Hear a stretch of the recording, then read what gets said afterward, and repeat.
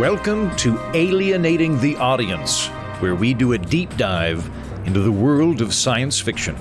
We go past the rockets and the three-breasted women and the lasers to ask, what does this actually mean? If you're the kind of person who's ever tried to loop Sigmund Freud or Immanuel Kant into a conversation about the Spock and McCoy dynamic, welcome to the mothership. I'm Andrew Heaton, the thinking man's nerd.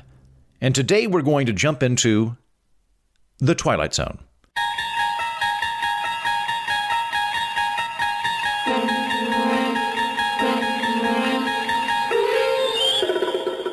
And afterwards, if you stick around, my friend and fellow comedian Nick Sperduti is going to join me to discuss our recent trip to the Kaminet homeworld, as portrayed in the Twilight Zone episode, To Serve Man. Strap in your robot and buckle your jetpack. Here we go!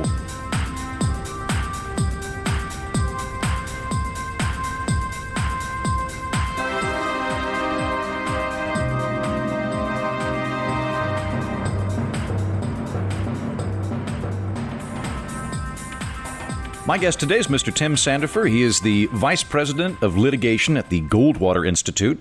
Formerly came on the podcast in a previous incarnation and in the prelude to this show to discuss Star Trek. So he is a Star Trek aficionado and a Twilight Zone aficionado. And I'm delighted you're here, Tim.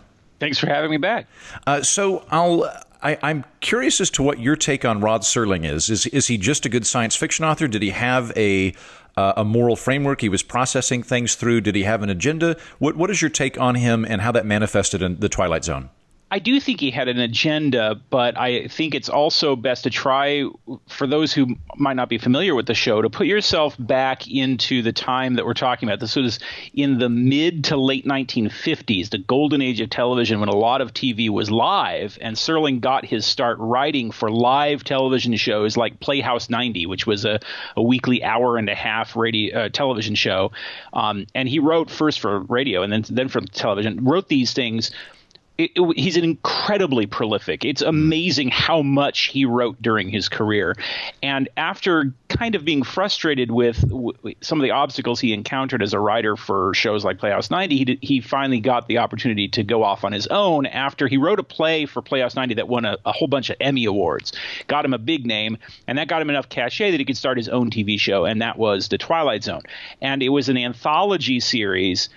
And what Serling wanted to do was present thoughtful, thought-provoking television that would copy things like the radio show X-1 or the magazine Astounding, which presented short stories, science fiction short stories by some of the greats of his age. And I think when approaching the Twilight Zone, I always have to keep in mind that the overwhelming influence on the Twilight Zone is Ray Bradbury. Okay. And it's Bradbury's style, and Bradbury has a very distinct, unique style of science fiction, heavily nostalgic, often anti-technology in some ways. In fact, I think some of Bradbury's writing is downright misanthropic. There's a real darkness or sort of nastiness, an attitude that the universe is malevolent. That is very much present in Bradbury's writing, notwithstanding his efforts at sort of childlike optimism, which you can see through pretty quickly. And so Serling is not nearly as dark as that, but there's a certain darkness to Serling, partly as a result of his having gone through some horrible experiences in World War II as a soldier. And as a Jewish soldier, no less. Yeah, that's right. And fighting, we're talking about fighting in the Philippines. So it was infantry work. It was the worst of the fighting. So Serling came back with a lot of emotional difficulties as a result of that. And I think he channeled that into a lot of his writing. Well, he does have an agenda. It's a humanist agenda. It's a broadly liberal post-World War II agenda. Mm-hmm. And although it's ultimately optimistic, there are certain really pessimistic aspects to it that, for example, you do not find in Star Trek. Yeah, I agree with you. So, like, one of the things that strikes me about the Twilight Zone and Rod Serling. We'll get back to nostalgia in a minute, but I would say the most predominant theme that I identify in the Twilight Zone, watching it post Twilight Zone, is Cold War hysteria. Yeah. They are very clearly and very understandably concerned about getting nuked or invaded by Russia, or everybody on the planet dying in an atomic holocaust. Makes sense that they're doing that. But like one of the the show strikes me as kind of Hobbesian in its outlook. So, for example, there's a great episode called The Shelter. The Shelter, iconic episode where the goofy neighbor's building a bomb cellar and everybody's making fun of him because he could be playing tennis or whatever. And then there's apparently atomic missiles flying through the air. Everybody's going to die. And his neighbors are like, let us in. And he's like, hey, I'm sorry. I've only got X amount of food and water. Like, I can't let you in. And they end up breaking down the door so that everybody's going to die. He'll die. They'll die. Everybody will die. And then the radio comes on and it's like, it was a flock of geese or satellites or something. And it's disturbing in that, and I think this was one of the intentional things that made the Twilight Zone so spooky, was that it liked to take the domicile, the home domesticity, and make domesticity creepy and unsafe, and they do that on the monsters do on Maple Street. But with The Shelter, there is this Hobbesian outlook of society is fragile and thin. And it could collapse, and when it collapses, it'll collapse hard and violently. And I see that thread throughout the Twilight Zone as well, such as the monsters are due on Maple Street, where all of these delightful 1950s neighbors that would be going to sock hops and drinking malts and things suddenly turn on each other and are shooting each other in the streets, and sort of this palpable Cold War fear combined with a somewhat pessimistic view of society as a whole. It's probably the most famous episode of The Twilight Zone. It's certainly Rod Serling's most famous episode. He wasn't the only writer for The Twilight Zone, although he wrote over 100 episodes of the 150 or so episodes that there are. And he was not the best of the writers for The Twilight Zone. In fact, I think of the writers for The Twilight Zone, he was the worst. Charles Beaumont and Richard Matheson, who are probably far superior writers to Serling. Although it's amusing to say, they actually had, I think, a darker view even than Rod Serling of human nature in many ways. But yes, Monsters is a slightly more interesting in that the Shelter is this sort of idea that civilization is a thin veneer that will shatter and everybody will be at each other's throats. So like you said, there's sort of a connection to Thomas Hobbes there. But in the monsters are due on Maple Street, it turns out that the hysteria is itself the weapon that the actual aliens are using as a way of conquering the Earth. And so there's an interesting twist. Where Twilight Zone's most famous for its twist endings, for its they call them snappers, which in fact is kind of unfortunate because the twist ending thing became so popular that it detracted from the writing sometimes. There are some episodes of the Twilight Zone that most episodes don't really have a really strong twist, unexpected ending, and they're better for it, I think, a lot of the time. But anyway, one thing I would quibble with is the term hysteria. Okay. And that is, it's true that a lot of these episodes are about the hysteria and the excess fear that might cause us to be self-destructive. And Serling says, like Franklin Roosevelt, that the only thing we have to fear is fear itself. But it really isn't the only thing we have to fear. The Soviet Union really was a bloodthirsty totalitarian communist dictatorship that really was bent on world domination. And we do our progenitors a disservice by downplaying the seriousness of the communist threat in the 1950s and 60s and so forth. And Serling himself did not make the mistake. Serling's writing and the show's episodes are very often, they're even-handed. They say, on one hand, it's true, this hysteria, as in the monsters who do on Maple Street, is a threat to us. But on the other hand, totalitarian dictatorship really does exist. It really is horrible, and we are right to oppose it. And some of my favorite episodes of The Twilight Zone are the anti-totalitarian episodes, of which there are many. I mean, like I would say, like there's totalitarianism and collectivism, and there's a significant overlap between the two. Both of those are themes that play out in the Twilight Zone. So totalitarianism, the obsolete man strikes me as a very good example of that. The obsolete man is this kind of like we're out of Hobbes and into Orwell on the obsolete man, where there is a totalitarian state that determines whether or not you are obsolete or not. Religion has been outlawed. God has been outlawed. And the protagonist in it has been determined that he's obsolete, and his inquisitor sent by the government winds up also becoming obsolete. So the twist at the end is the bad guy ends up ensnared by his own terrible system. But it very well comports with that kind of jackboot on human face, oppressive state and massive authoritarian regime, which you see in manifest forms throughout the Twilight Zone. And it's fundamentally religious. People kind of debate how much of an influence religion had on Serling. Serling's daughter published a biography just a few years ago where she says Serling wasn't really a devout church-going man, but he nevertheless believed in a higher power. And I think that plays a lot in The Obsolete Man, because the idea there is that the state cannot actually eradicate man's belief in a higher power. It's not really that – God doesn't actually involve himself in the story. It's not a Deus Ex Machina kind of a story. Or like Stephen King, where God will just God's hand will literally plunge into the storyline. Or ironically enough, in Star Trek, God's hand actually does appear in the episode with Apollo. But it's funny because that is a contrast. Whereas Serling, Harlan Ellison used to say that Gene Roddenberry had really only one story, and that was God and man meet, and man defeats God. And that was the story that Gene Roddenberry told time and time again in Star Trek. If Serling has only one story, it's this idea of the individual confronting forces that are overwhelming to him, and some of them survive and some of them don't.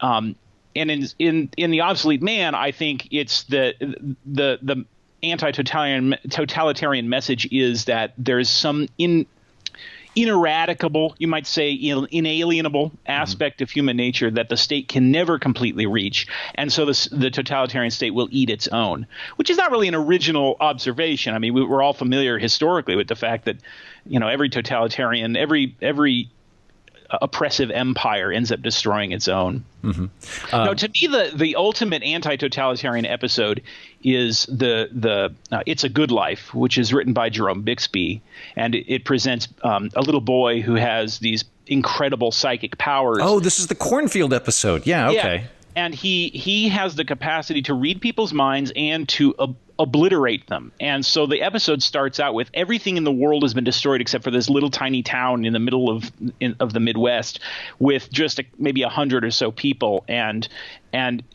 Bill Mumy, who plays the little boy, has got this wonderfully creepy look to him, and everybody has to think happy thoughts, because if you don't, then he can read your mind and he can destroy you. And the idea is to really get what it feels like to live in a totalitarian world where the dictator is insane and you have to constantly lie. Martin Amis says in his book on Stalin that totalitarianism is forcing you to collaborate in a fiction. And that is what It's a Good Life so beautifully expresses. I believe that It's a Good Life is the finest literary meditation on totalitarianism in the 20th century. That's fascinating. So it is. I'll be honest. When I watched it, I was like, "Oh, this is cool. It's a spooky kid." And what would happen if a prepubescent teen were given godlike powers? And which is also fun to investigate and horrifying in its own right. But you're taking that as a kind of exegesis against totalitarianism. Do you think that they meant it that way? I don't know. I've found no evidence of that. I've never really looked into whether that was what Bixby had in mind when he wrote the story, but that is certainly what it expresses. And you can see how in the mid-50s, when Khrushchev is up there denouncing Stalin for his crimes, you can see why that theme would be on a lot of people's minds. And it really makes a wonderful parallel with another episode called Number 16 Looks Just Like You. Right. Where everybody in this society has to choose their body and from a catalog of like a dozen or so that you can pick from. And this is different than You Look Like Model Number 12, or am I conflating the two? No, that's the title. It's numbers. I'm pretty sure the title is Number 16 Looks Just Like You, and it may have been from a short story that was titled a little bit differently. Yeah. Sometimes they change the titles, and that's the idea. And now in that situation, it's more like the focus is more on peer pressure. Right. Right. And the one girl who doesn't want to adopt this other body, she is treated as a freak. Now, nobody's going to force her. They keep saying, we're not going to force you to choose one of these bodies. But it's so bizarre that you won't do it that we just don't know what to make of it. Why don't you want to be a model? You can be a model, or you can be. Her mother's very dismissive. It's fine if you want to be homely, but why would you want to be homely? Yeah. Why don't you want to be gorgeous? Right, and so you could say that that's more like Brave New World, as opposed to 1984. 100%. That is the Twilight Zone dip into Huxleyism. I think you're absolutely right in that regard. It is like Orwell to me is the totalitarian state crushing the individual. Huxley to me is. There is no need to crush the individual because the individual is so distracted and opiated. Why would you bother? Right. It's a tyranny of distraction and frivolity. That's right. But there's another layer to it. There's two other layers to it, I would say. One is what I think is really interesting about number 16 looks just like you is one of the essential aspects of totalitarianism is the idea that everything is just a social construct. If everything is just a social construct, then that means we can rearrange everything if we just have enough willpower to do so. And therefore, if the totalitarian state fails to produce enough wheat, it's because the farmers just haven't believed strongly enough, which is a crime against the state, and therefore they should off to the gulag with you. And bad news for Kansas.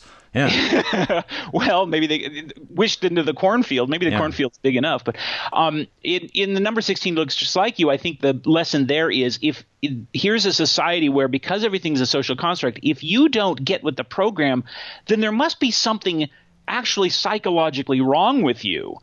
And the hell is that being different is treated as if it were a disease in that kind of a society. Now, the other layer is this, and I think it's actually a lot of people have been comparing Black Mirror with Twilight Zone and with good reason. Yeah, I see the continuity there. Another aspect of Brave New World is that the system, this totalitarian system, absorbs its own critique.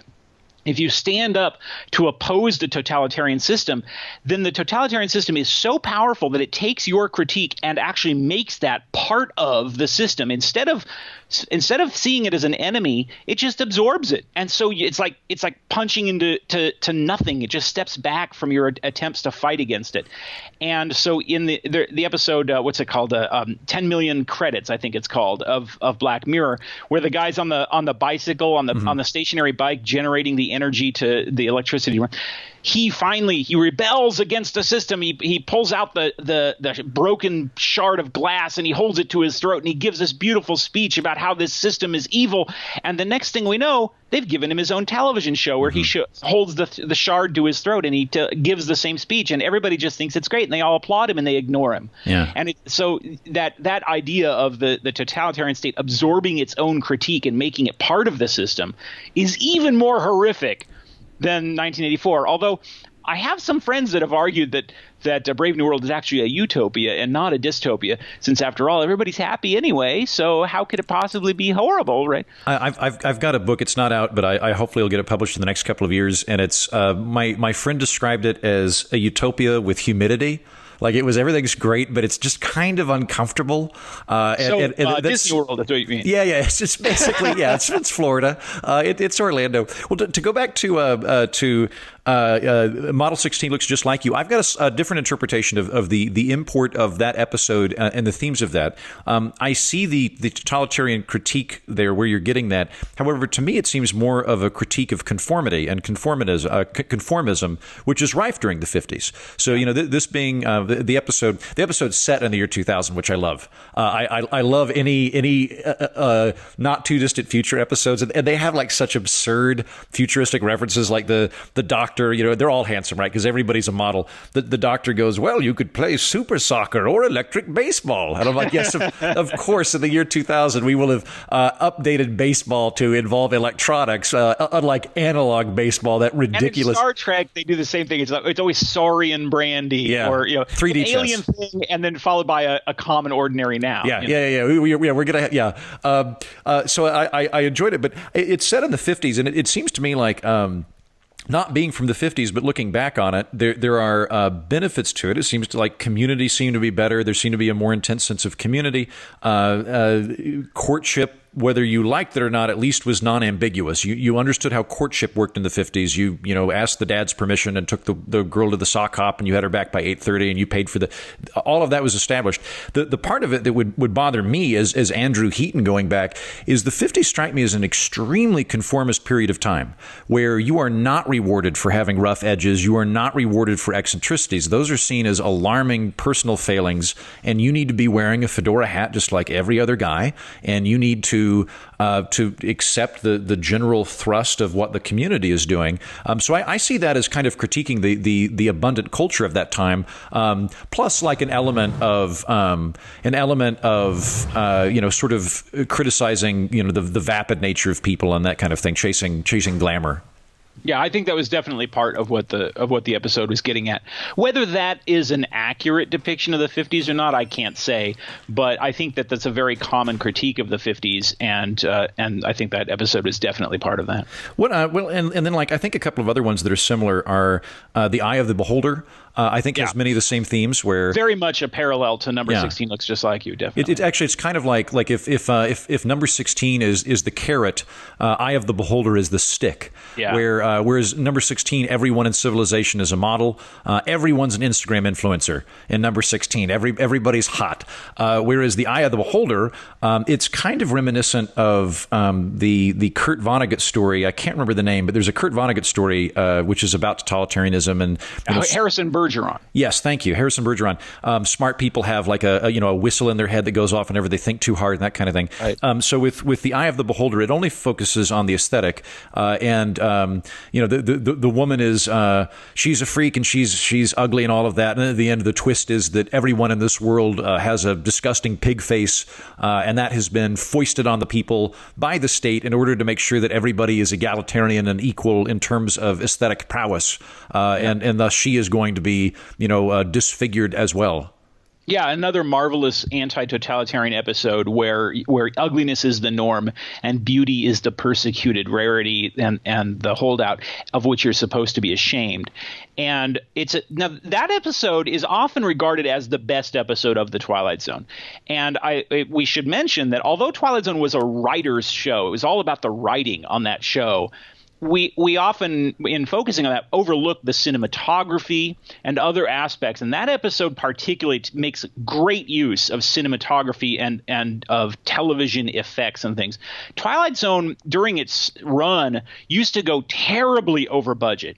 It was filmed on the old MGM lot that it doesn't exist anymore, and it was fabulously expensive to make because they took a great deal of time. There was like a week of rehearsals sometimes for this show, which was totally unheard of in television. Usually an actor shows up and bam, you're filming your episode immediately. They would have days ahead of time to rehearse the entire episode. So the performances are often really great and the cinematography works really well. In this episode, it's a pretty obvious trick, but it's done extremely well, which is they never actually show you any of the ugly faces. Everything is done in silhouette and all the voices are looped so that they're not the actual voices at the time. So it has this haunting sort of echoless quality to all of the sound until the last moment when they finally take off the bandages, and they do that over the camera. The bandages are put over the camera itself, so that when the bandages are pulled away, it's like you are awakening and looking at the other at the doctors and things. Anyways, beautifully filmed, as a lot of Twilight Zone episodes are, and it's just really superb. Incidentally, it was Ayn Rand's favorite episode of the Twilight Zone. Really? Okay, well that makes sense. I could see that. I would be surprised if she just loved Mr. Beavis or something like that. Right. That was the episode. I really enjoy the angel coming to help this guy. Props to the Twilight Zone in that regard, and I have the same admiration for Star Trek TOS. When you go back and you watch either of these series, compared to all of the contemporary programs that were happening, because sometimes either one of them will sometimes get castigated as being hokey, and I'm like, all right, let's compare Star Trek, the original series, to Flash Gordon, or compare the Twilight Zone to the really pulpy soap opera stuff that was going on at the time, and like The Outer Limits or something. Yeah, they hadn't really figured out. I don't think people had quite grasped that TV is a different medium than theater. Like if you go back and watch older films, sometimes they'll finish the film and then they'll do the credits and the cast will come up and they'll have like a room full of people applaud, so that people at home are like, oh, they're just actors. Good. Okay, they're all friends now. And shows like The Outer Limits were regarded as bad even at the time. I mean, people knew that Twilight Zone was a prestigious show. The Twilight Zone was very successful and very artistically respected even at the time that it was being aired. So much so that famous actors would come up to Serling at parties and beg him to let them be in an episode of The Twilight Zone. So it was a highly respected show when it was being aired, as opposed to something like Outer Limits that everybody knew, or Alfred Hitchcock Presents, that everybody knew was just pulpy trash. See, I'm impressed by that too, because I feel like over the course of my lifetime, nerds have become ascendant. And nerd culture has become ubiquitous to the point where it is no longer either pejorative to call someone a nerd, nor is there any really specialness to it. You have to go to a convention. Tell you, Andrew, the kids today have no idea how hard we had it growing yes, up.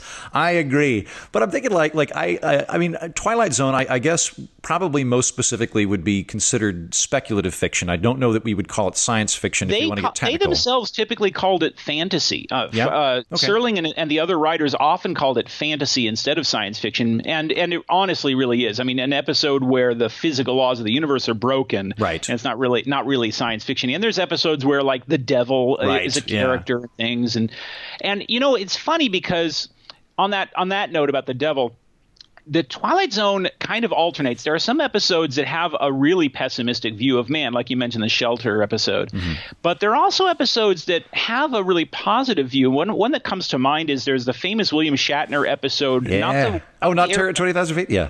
Which is, that one's a great episode also. But the first episode Shatner was in is one where he goes to he's the husband, and he and his wife go into this restaurant in this little nondescript town, and there's a little toy there that if you put it in coin, it'll tell you your fortune. And they become persuaded over the course of the episode that it actually can tell them their fortune. And it tells them that if they get back on the road, something horrible is going to happen to them.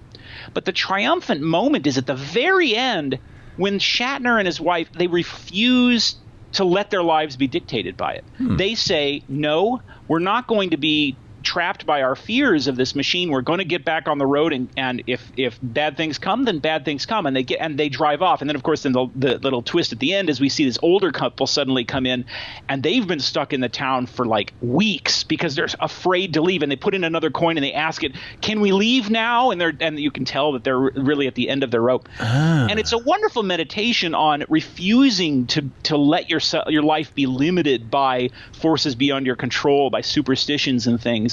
So there are these episodes that have this really positive attitude toward humanity, and I think we got to try and keep those in mind, because otherwise Twilight Zone sounds much too dark, and it really isn't that dark a show. In fact, it's kind of unfair to call it horror, which is how it's often categorized. I think you're right about that. I also think it's improper to infer, use every episode as an inference to the exact position of Rod Serling on something. Like a lot of speculative fiction, I think science fiction, when it's done well, is exploring humanity. We're going to put people in a particular, we're either going to have an outsider that allows us to have an outsider's perspective because we're talking about aliens, but really what we're doing is we're investigating people.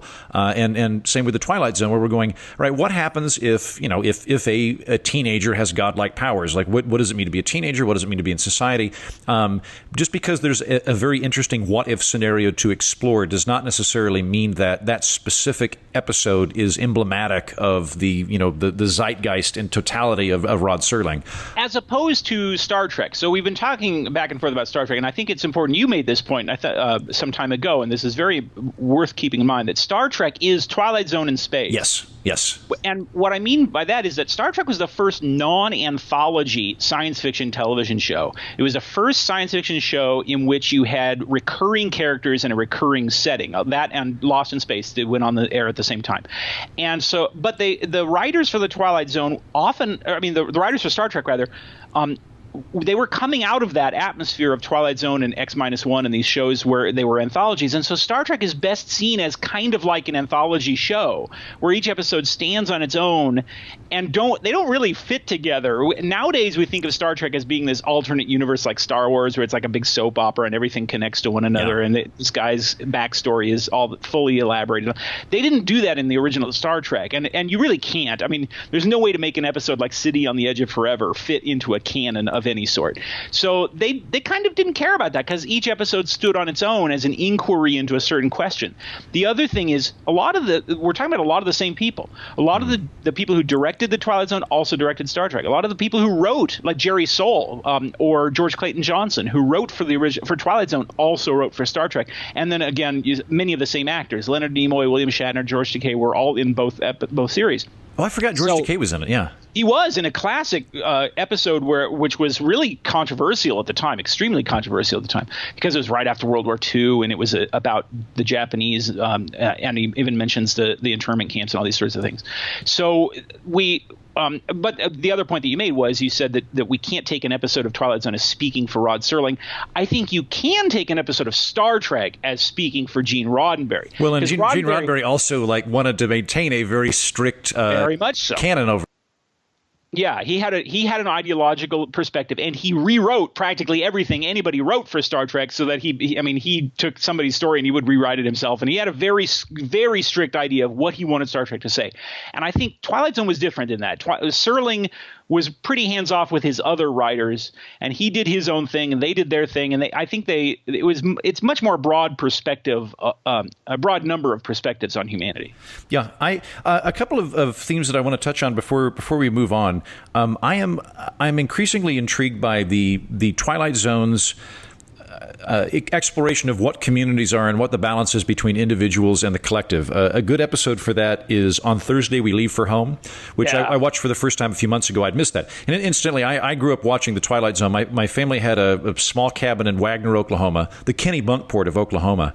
And we didn't have cable growing up in our home, but we had it for some reason. We had cable at our Wagner cabin, and it's very hot. So every 4th of July weekend, we would just buckle up and watch the Twilight Zone marathon, and we would absorb this. I somehow missed the episode On Thursday We Leave for Home, but it's a really good one. In the episode, it has I can't remember his name, the guy from Shawshank Redemption, the librarian from Shawshank Redemption with eyebrows you can see from space, that guy. Is that really the same guy? I didn't even know that. Yeah, I think so, yeah. He so in that one, there's some colony on a distant world that's been really difficultly settled by human beings to the point where they don't even want to live there. It's not worth it. It is so difficult, and they have been kind of desperately clinging on to life there until they can be rescued, and they finally do get rescued. And initially, the commander that's in charge of this outfit is.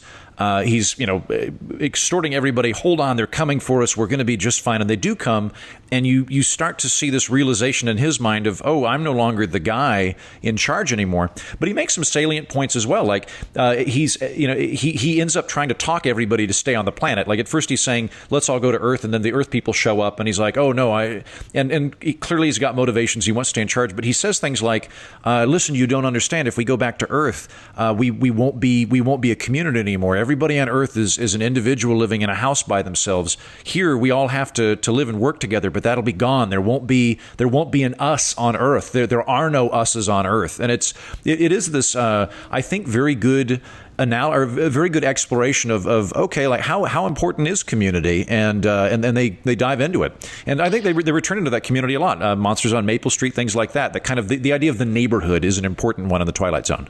Yeah, and that's a very interesting take on Thursday We Leave for Tomorrow. Now, the reason you didn't see it is because it's one of the hour-long episodes in season 4, and Twilight Zone did not really work very well as an hour-long show, and so they went back to half hours in the season 5, and so the season 4 episodes are rarely shown as part of the marathons because they're an hour long. So a lot of people skip that one. It's not available on Netflix, for example. But that episode, when I saw it, what stood out to me was here's this guy who he may have started out as really having the best intentions for his flock, you might say. Yeah. And he does a good job for them. But then when the time comes when he no longer, well, you could say he's the obsolete man now, right? He's now outdated because the people are going to be taken to a better life. And where's the role for him to control other people's lives at that point? And so it suddenly turns him into a power hungry guy. And the people ultimately reject him and they go off on their own and he's left behind. Mm-hmm. And of course, the last moment he realizes this and he begs them to take him and it's too late. Yeah. And this is an episode. This could very easily have been a Star Trek episode because of its perspective. If Kirk were the guy from Earth coming down and there's exactly. like a guest star of this fellow that's absolutely right. could have been a Star Trek episode. It's a sort of a metaphor for religion.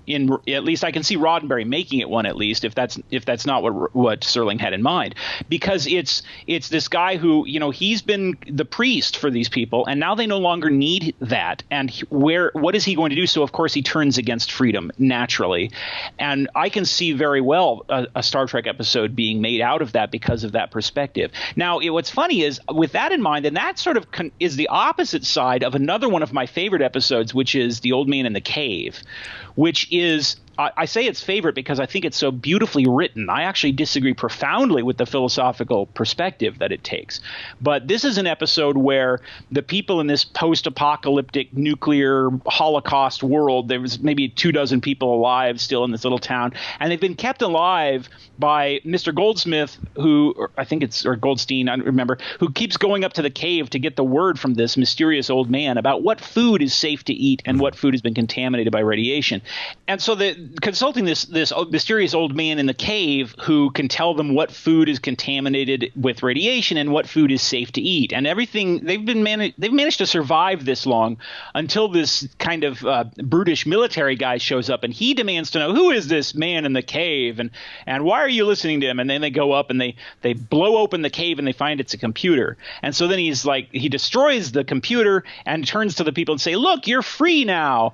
And of course then they eat the poison and they die. Right. Yeah. And the idea is, philosophically, what this episode is saying is that unquestioning blind faith it will lead you safely through the dangers of the universe, and that that your only choice is between suicide on one hand and mindless obedience to your rulers on the other, which I think is horrible. See, I could see that also being a kind of Chestertonian parable. I don't agree with this analysis, but Chesterton, one of his famous quotes is, if you're walking through a field and you see a fence and you want to take it down, you should figure out why the fence is there before you do it. Something to that effect. Like you should figure out why something exists before you disassemble it. And I could see that being the thing going through the narrative in that episode. Oh, see, this is just what I dislike about the episode, is that that's not the choice given to us. The choice is given to us as very stark as one or the other. It's either the suicide that follows from demanding to know what your alleged gods really are,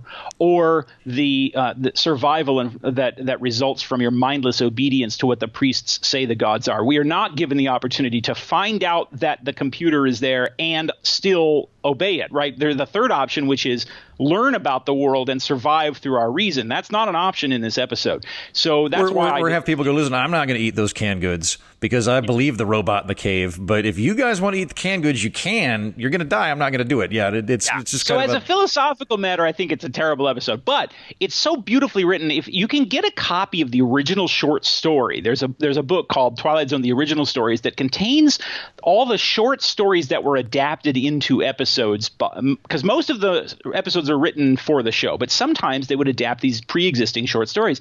If you read the original story, it has none of that in there. None of it. I mean, it's really quite a bad short story. It's like 3 pages long. It has none of that depth. And Rod Serling took that short story and transformed it into this work of art that is really a testament to his incredible skill as a dramatic writer. I mean, there's a lot of stinker episodes of the Twilight Zone, to be honest about it, and a lot of them are Serling episodes. But when he was on, and that is a fantastic work of drama, I think. Something that we skipped over that I want to go back to. You had mentioned that that Ray Bradbury is kind of the literary godfather of the Twilight Zone, and his influence is palpable. We've talked about the darkness or the perceived darkness of the Twilight Zone. We haven't really spoken about nostalgia too much, and that is something that I see very intently in the Twilight Zone, which I find interesting as well, because when I watch it with my parents, they are nostalgic for the 50s, but the Twilight Zone's the Twilight Zone's not nostalgic about the 50s. It was written in the 50s. It's nostalgic for like the 20s and things like that. And I also find it funny because a lot of the time, like they have this recurring theme where life is so complicated here in the modern era. Like there's one, I can't remember what it's called, but there's one where an outlaw is being hanged, and he through some quirk of the universe, he is transported to modern day 1952, and he's walking around the streets of New York going, "This is just too much. There's horseless carriages and the lights don't have gas," and he ends up basically willing himself to go back to 1880 to die because he would rather be hanged in 1880 than live in 1950. And I'm sitting here in 2019 going, wait a minute. I feel like the 50s is this incredible respite from smartphones and stuff. Nobody had Twitter. If you wanted to call, if you wanted to organize something in the 50s, you go, hey, we're going to be there at 8 o'clock. Okay, that was it. You were either going to be there at 8 or you weren't. There was no messaging each other. So I find it kind of funny, this sense of, the 50s are so hustle and bustle. Yeah, there's an episode. I'm having difficulty remembering. It's like Tuesday at Whipple's or something. Yeah, is it Stop at Willoughby?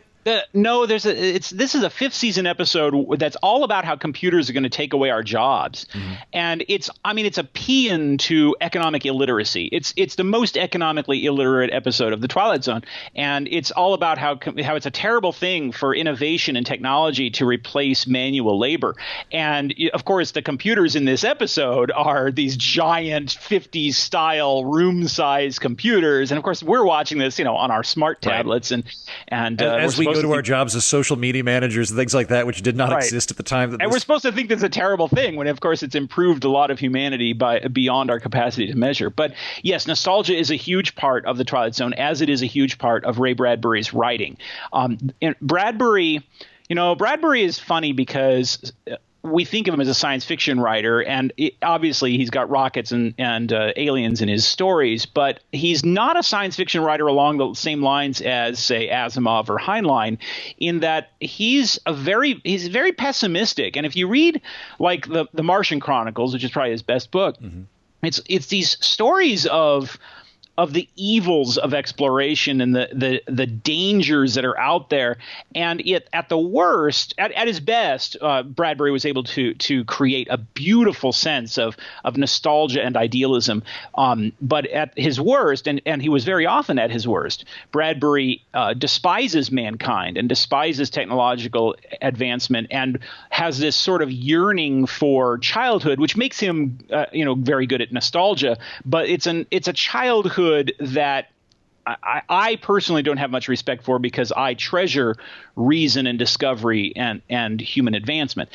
But you find that the Twilight Zone is saturated in this nostalgia. The most obvious episode is the one in which this executive, this advertising executive, he has some car repairs. And he's not far from his hometown, so he decides to leave his car at the garage while they're working on it and walk to town. And he walks down there, and it of course travels in time while he's walking and ends up in his hometown. And there's himself as a child, and he meets his parents and all this sort of thing. And now the episode ends differently because at the end of this episode, he learns to let go of the past. His father says to him right before he leaves, look, you've got a lot of good things in your life too. Why don't you try harder to look for those good things in your life instead of looking backwards? And so he leaves, and he says, well, it's nice to have those memories, but I also have opportunity ahead of me, and that's a very life-affirming and positive ending. Bradbury would never have done that, and in fact, that episode was one of the things that started Bradbury to having a personal feud with Rod Serling that ended very badly, because Bradbury accused Serling of plagiarism, partly because of that episode, and without any foundation whatsoever. The episode is totally different from the story that Bradbury claimed that the only similarity is that there's a carousel in both stories.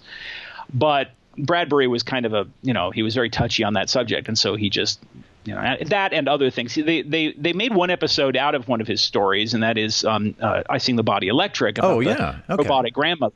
And Bradbury was really outraged at the way they edited the episode because Bradbury didn't know what he was doing with television. When he finally did manage to get hold of a television series, which was Ray Bradbury Theater on USA, it was horrible. One of the worst. Oh, God, it's so bad. Which is a shame because Bradbury's stories often are very good, but I can see that too. If he wasn't familiar with television as a medium, I mean, you're one of the cool things about the current TV era we're living in is that things can actually sprawl out. So regardless of whether or not you like Game of Thrones, I like Game of Thrones, thoughts on how it ended and all that. But it's like 93 hours or something of character development and plot.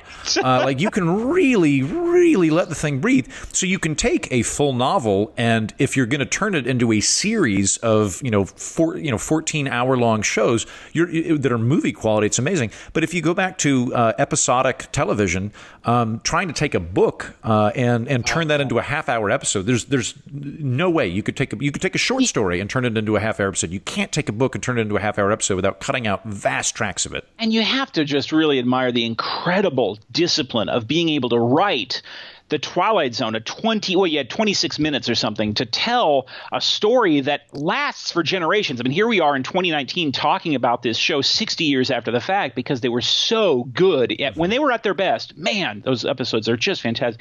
Now, you mentioned Willoughby on this subject about nostalgia. Which, let's say the inverse of the Tuesday at Willard's or whatever that is, because in Willoughby, it's the guy dies at the end. Like he really does go into nostalgia and does not return from it.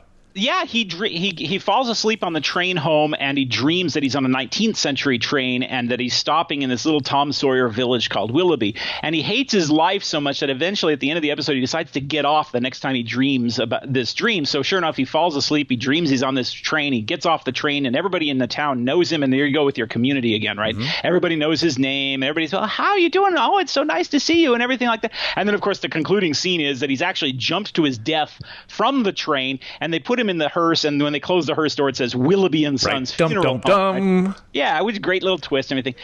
I think a lot of people miss what this story is actually telling us, which is the evils of nostalgia, the real danger of getting wrapped up in nostalgia, which is that it can obliterate your life in this world. Now, in this character's case, he hates his life. He's got a miserable life, and so he chooses the fantasy over the reality, and which is the opposite of a life-affirming message. I mean, it's beautifully done. It's a great Twilight Zone episode, but it's a very dark picture of humanity. I think one worthy of our attention, but still not one that I would say we should imitate. Yeah, well, I share the Twilight Zone's nostalgia for a vibrant community. I think that's something that has. I don't. I want people to leave me the hell alone. I want them to. I don't want to know what my neighbors are up to. I don't want to be going to the neighborhood barbecue. I want to be left alone with my books and my cat, and I'm perfectly happy by myself. And all these paeans to the great days of Tim Sandefur, you are the death of humanity. Maybe, but actually, it's more often the opposite. More often, it's humanity is the death of me. I think the great achievement of modern civilization has been to set us free from our neighbors, and I would much prefer to live a life of what the conservatives are pleased to call atomistic individualism than a life in which everybody is up in my business. See, I'll make a distinction. I agree with both you and the Twilight Zone in terms of forcible collectivism or involuntary. You're going to be a part of this community because we're going to force you to be a part of this community. Right. When it's voluntary, like a co-op or a commune or just a very vibrant neighborhood, that strikes me as a very socially fulfilling thing that I would love to live in. And I kid in the sense that I'm, of course, a member of many voluntary communities, and I'm happily so. So I am kidding in one regard. But I do think that one of the great achievements of modern civilization is to give us those options that didn't exist for our progenitors who were – they were of necessity living in these puritanical little societies where everybody knew what everybody else was doing because there were no other options available, just technologically speaking. Now, on that point, that brings to mind what is probably my favorite episode of The Twilight Zone, which is an episode in let's see here. I've forgotten the title of my favorite episode. That's 100 Yards Over the Rim. That's what it's called. Okay. And it's an episode where we see this pioneer family that's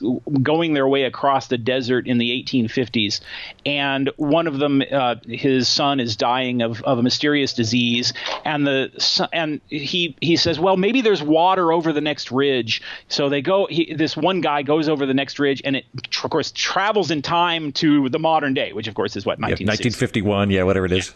So and he goes into this restaurant, and they're like, who are you? And he's like, I'm from the 1850s or something, and they don't really believe him, but they think it's really weird. I mean, anyway, he ends up finding some penicillin. And he runs away from them when they call the cops, and he runs up over the hill and, of course, goes back in time to his day. And the moderns chase him up the hill, and he's gone, and isn't this mysterious and all this sort of thing. And then we go back to his original time, and he gives this kid the penicillin, and he's going to survive.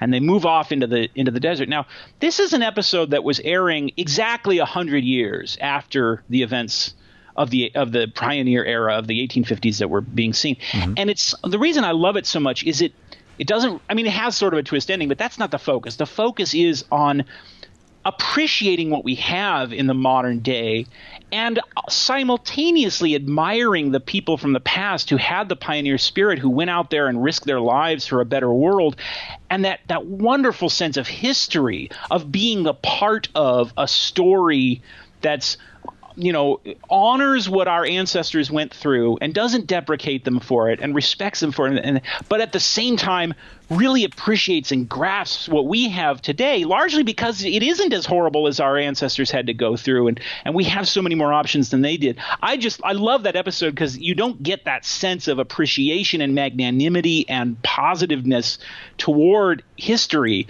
from a lot of sources, and I think it's just really neat. I think you're right about that. We tend to particularly upper middle class white people tend to have a very rosy interpretation of farming retrospectively. Or nostalgia generally, right? You're just talking about nostalgia. Nostalgia is a luxury that few of us can really afford if you think about what our ancestors went through. Yeah, well, like there's a wonderful book, I'm sure you've read it, The Rational Optimist by Matt Ridley, and he does a great job at the beginning of it of kind of, and he's not trying to like heap on how terrible it was to live in the 1800s, but he's basically just breaking down the economics of how much stuff costs. So if you wanted to buy a candle in like 1840, it would take you like a week's worth of wages to have basically to have light that you could use in the evening for 3 hours. That would be 3 weeks of wages, something to that effect. And he kind of goes through there, or like to crib a PJ O'Rourke line. Somebody was talking about nostalgia, and he just took a deep breath and went, modern dentistry. Like, would you want to live? And then I got into a conversation with somebody the other day where he was, we were having a fun conversation about time travel, and he was posing like, Heaton, would you want to go back in time? And I was like, stop. I'm not going back anywhere before air conditioning, period. I'm not going anywhere. I live in Phoenix, so I totally agree with that. No, 100%. And the other thing that I'll add is I think a lot of the time when people get into nostalgia, because I've had this conversation with baby boomers a few times where they'll say something like, when I was a kid, we weren't worried about crime. And I'm like, well, okay, I was born in the 80s. And like when I was a kid, I wasn't worried about the housing market because I was 8. That would be very strange if an 8-year-old was like looking at crime statistics and things like that. Would be very odd. So I do think I stand by my position. I like the vibrant community. I am nostalgic for I want to have the kibbutzim. I want to have the kibbutzim with a smartphone. Oh my God! I want the option of that. One of the best things about modern technology is that you could have something like a kibbutzim without kibbutz, I guess. Yeah, sorry. Without having the expropriation, the loneliness, the coerced labor, So that's it. Not only does modern technology and innovation improve the quantity of communities that we can choose, but it improves their quality as well. So you're saying, in my case, go ahead and live in the neighborhood, but also invest myself in Reddit message boards more, and And keep building up a community. She's on this app called Nextdoor, where she follows what's going on in the neighborhood. People post things like, "Oh, keep your kitties inside because there's an owl in the neighborhood." They actually do this the day. Now, I could not care less. I don't want to hear this sort of thing, but other people are really into that. So bless them. I'm happy that they're happy. Just let me do my thing, and we'll all get along. And that second thing wasn't really a part of a lot of our ancestors' lives, especially if you were not white. Yeah. There's a lot of things to not enjoy about the past. That's true. Well, before we finish up, are there any episodes that spring to mind that are just fun that we didn't talk about that you want to mention? Like, I think we touched on Terror at 30,000 Feet. I don't know that Terror at 30,000 Feet has a moral exegesis behind it, but it's a fun episode. I really enjoy it. Well, it does have a certain quality in that the characterization is really good, and that is not captured in the remake. There's a remake with John Lithgow in the 1983 film by Steven Spielberg that is very well done, but it doesn't have that quality of character. And I also understand that there's a new remake of it in the new Jordan Peele series of the Twilight Zone, which I have not yet seen. I hope it's the exact same costume. I hope it's that weird, kind of like goat-sucking gorilla-looking thing. It's like, yeah.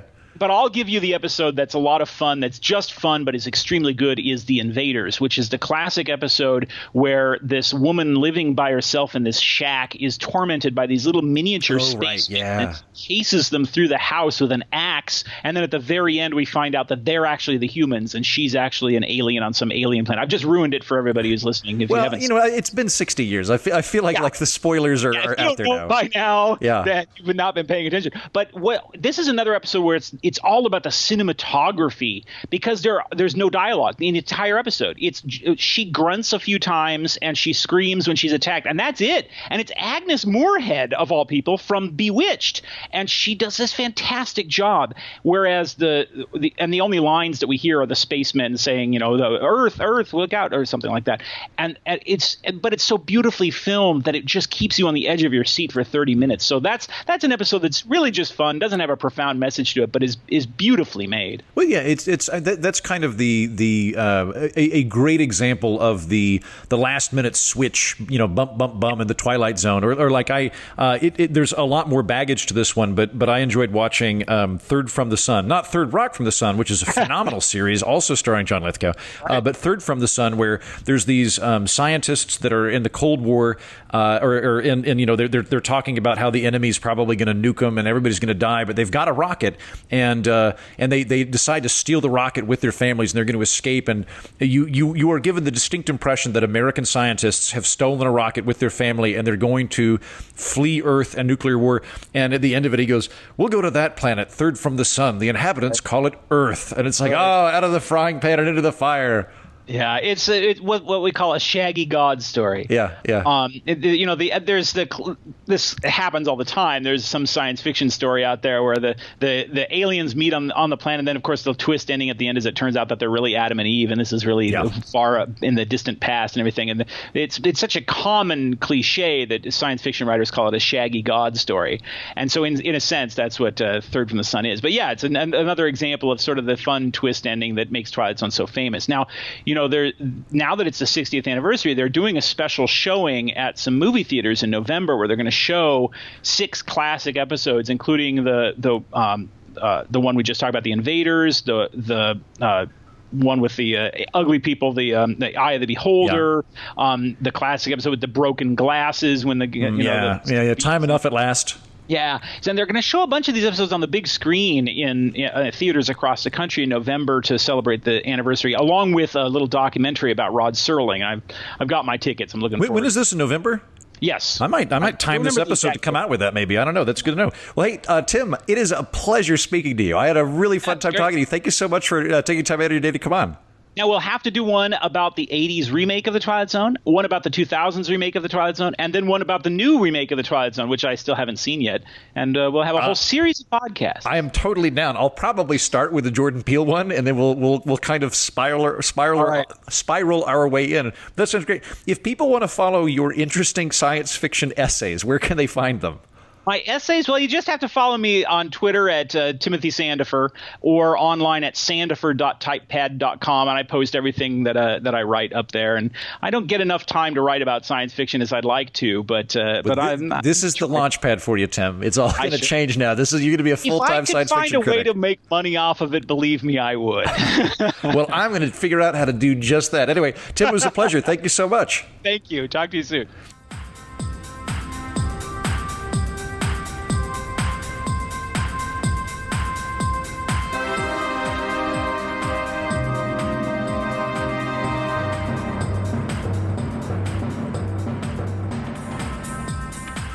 Hey, so I used to have a daily show, and Alienating the Audience was an occasional segment on it. Now it's its own show, as evidenced by you listening to it. So, if you're already a fan of Alienating the Audience and you're excited we're kicking it into high gear as its own podcast, or if you're new and you want to grow this here mothership, please go to iTunes and rate and review the show. That helps other people catch nerd. Okay, thanks.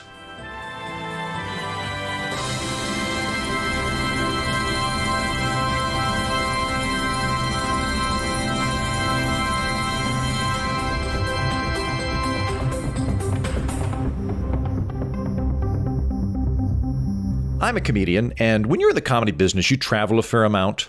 Comedy festivals, road gigs, comedy clubs, that sort of thing. It can get a little lonely, which is why when I can, I like to travel with a friend. My friend Nick Sperduti is also a comedian, and so when our schedules align, we like to travel together. And it just so happens we both got invited to perform at the Caminite Prime Human Festival, where we did an improv show and I did some stand-up for all those delightful aliens.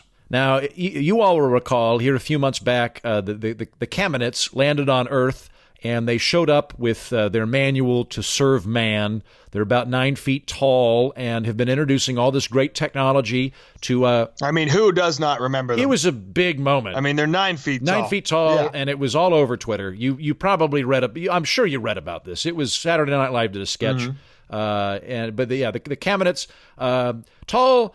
to serve man, and also very dedicated to wiping out world hunger. Yeah. They're very keen to make sure that all human beings are well fed, and I applaud them for that. I am a big fan of charity and altruism and everything else. And another benefit, I don't know, did you read about this, Nick? This was in I think it was Forbes. They have this force field that they activate that stops explosions.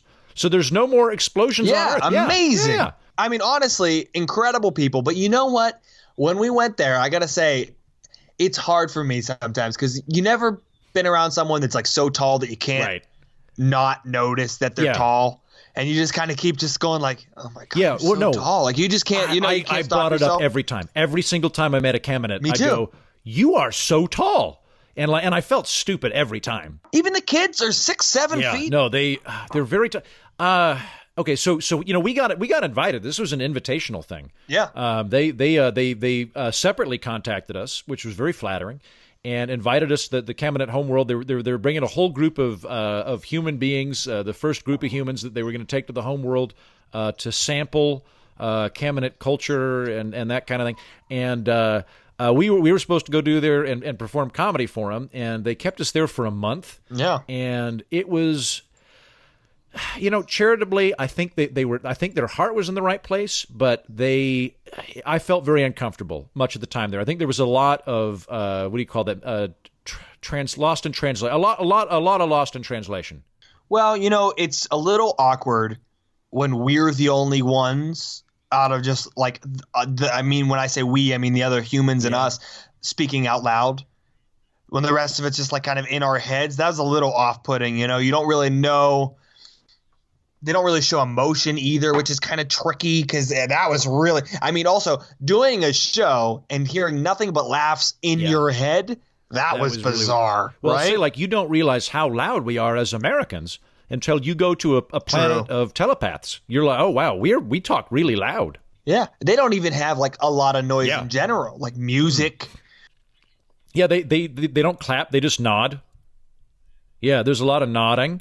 The having laughter in my head, I liked it, but it was weird. Mm-hmm. I could still kind of hear it. I also had a kind of difficult time performing because they are. You talking about your Tinder stuff? Well, again, yeah, we'll talk about that in a minute. Hey-o! No, performing the stand-up, because I just felt sluggish the whole time I was there. They're very gracious hosts, and they're insistent that we eat almost constantly. I don't think we had a single day where we ate less than 5 meals. It felt like it was, hey, eat this, yeah, then eat this, and then you're going, whoa, whoa, whoa, whoa, whoa, And it's like that nice grandmother who just keeps trying to feed you, and you don't want to be mean and say no. You're so skinny. Eat these mashed potatoes. Yeah.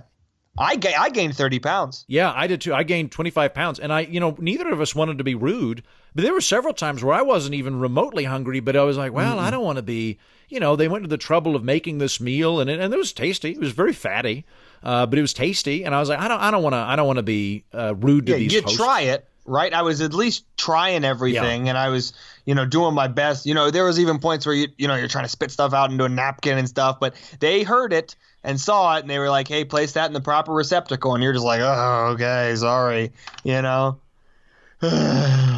Gosh. Yeah, it was. Did I tell you about the Tinder experience? Yeah, you never don't tell. I think I alluded to it. You never don't mention it on the way home. I'll tell you that. Yeah. Well, okay. It's like everybody needs a hobby, and I travel, and I like to, check out the local talent, and I did. I went out on a date. I went ice skating, which was fun. Yeah, that was nice. Ice skating with a nice young lady named Hamrit. Hamrit she's short by their standards. She's 8'2", but as I am a solid 6 feet tall, she was still towering from my perspective. Much taller than and you, she was okay. Here's the thing I'm trying to work out in my head, because I think this is a lost in translation issue. We had a really nice date. We held hands while we skated around. We were doing the whole telepathy thing, and I can be charming when I want to be. I'm really turning it on. Absolutely. And I wound up spending 2 or 3 days with her, and then by the third day, she just started crying.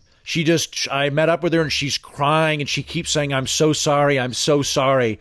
I'm so sorry." And just I don't know what that was about. What are you sad about? Yeah, she kind of followed us all the way to the airport, on the way out there. Well, it's not really an airport. It's just kind of a field where they have their ship. But yeah, I mean, she kind of followed us there, and she kept saying this stuff, and we were just kind of, I personally, I didn't know her that well. Only, you got to know her a little bit better than I did, but I thought she was very nice, and I was just like, oh, that's sweet. Maybe she's just sad you're leaving, But we said we'd go back, so I don't. Maybe so, but she kept I think that it was some kind of weird thing, because she kept saying, we're monsters, get away from us.